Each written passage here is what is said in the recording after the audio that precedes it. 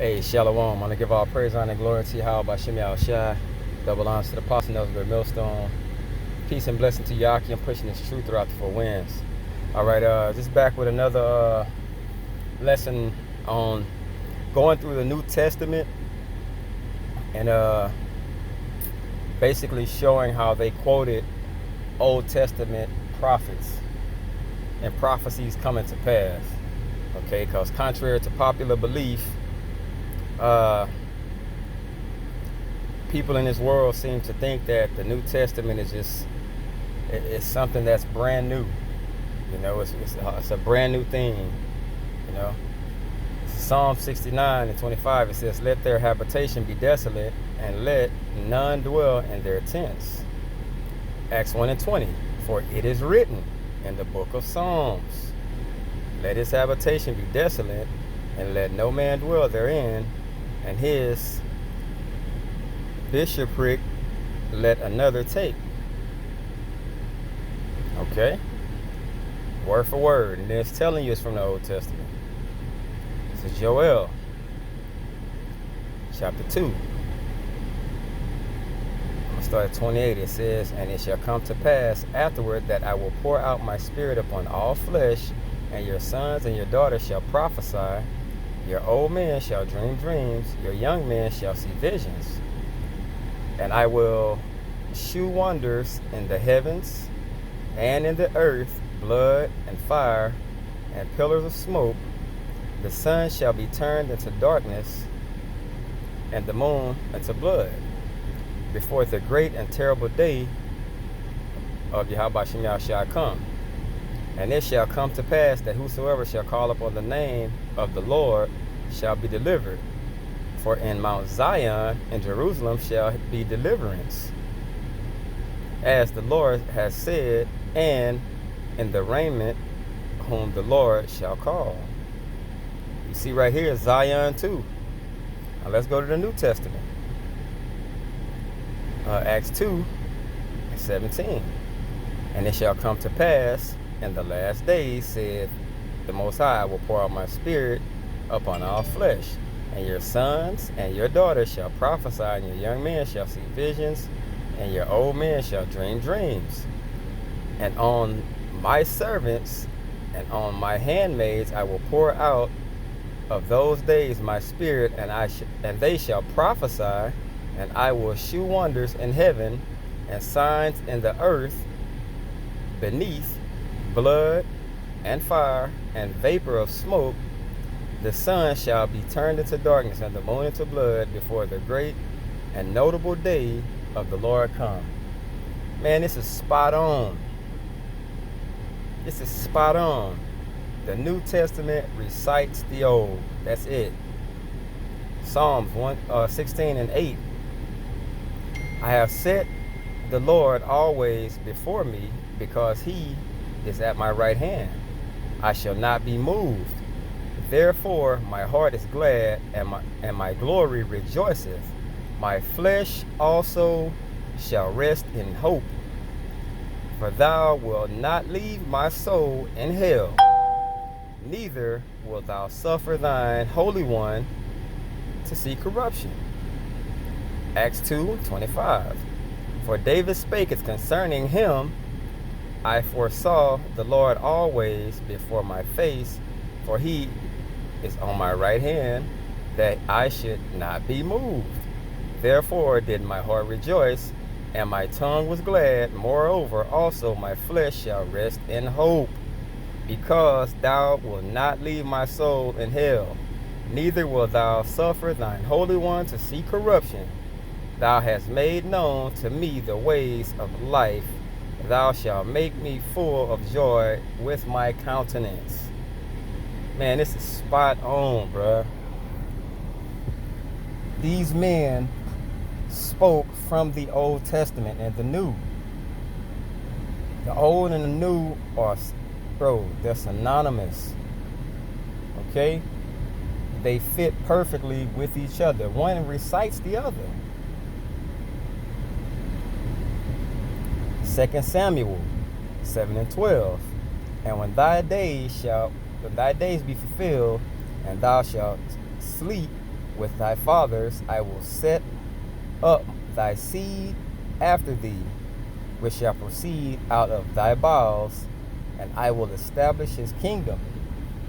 Acts 2:30. Therefore, being a prophet, and knowing that the Most High has sworn with an oath to him that of the fruit of his loins, according to the flesh, will raise up Hamashiach to sit on his throne. The same way in Samuel says, I will establish his kingdom. Man, it's crazy. It's amazing, man, that you get these Christians not knowing what they're talking about. Psalm 16:10. For thou wilt not leave my soul in hell, neither wilt thou suffer thine Holy One to see corruption.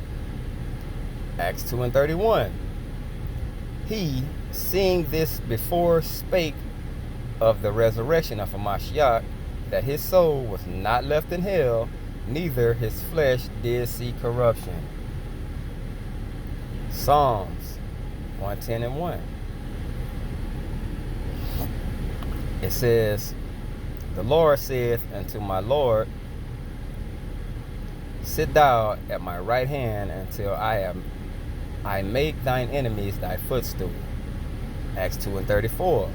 For David is not ascended into the heavens, but he said himself, the Lord saith unto my Lord, sit thou on my right hand. Okay? Same thing, till I make thy enemies thy footstool. Deuteronomy 18, start at 15. It says, the Lord thy power will raise up unto thee a prophet from in the midst of thee, for thy brethren like unto me, and to him ye shall hearken. 18. I will raise them up a prophet from among their brethren like unto thee, and will put my words in his mouth, and he shall speak unto them all that I shall command him. 19. And it shall come to pass that whosoever will not hearken unto my words which I speak in my name, I will require it of him. Acts chapter 3, verse 22 and 23.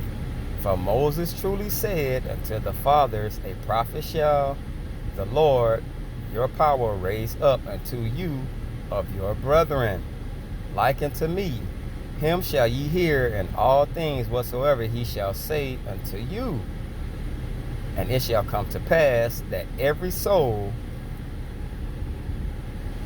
which will not hear the prophet shall be destroyed from among the people. Man, this is like so spot on. It's not even deniable. Genesis 22:18. And in thy seed shall all nations of the earth be blessed, because thou hast obeyed my voice. Acts 3:25.